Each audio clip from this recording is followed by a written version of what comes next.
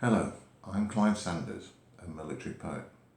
When I finished my basic infantry training with Royal Corps of Signals in late 1965, I was posted to a training unit just outside of Loughborough, where I was to be trained as a special operator in the Royal Corps of Signals.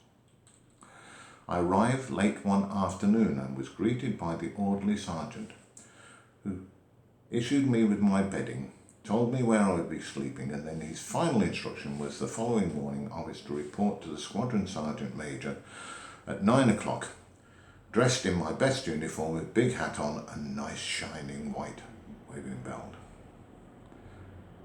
I reported to the Squadron Sergeant Major as instructed the following morning, and he informed me that I was the first member of the next intake of recruits.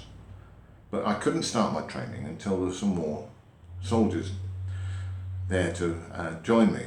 So in the meantime, he welcomed me as a member of his regimental police team and came around and put onto my right arm an armband with regimental police and the Royal Signals badge in the middle, and then told me to follow him, and we walked down a stone corridor, and at the end he opened a cupboard that had lots of cleaning material in it.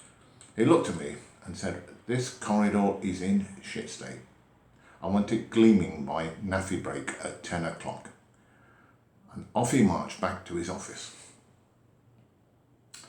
I took off my big hat, my jacket, my webbing belt, and looked at the cleaning materials in the cupboard. Found a tap with some hot water, put the hot water in, grabbed a scrubbing brush, there was some vim there, so started scrubbing the floor of the corridor.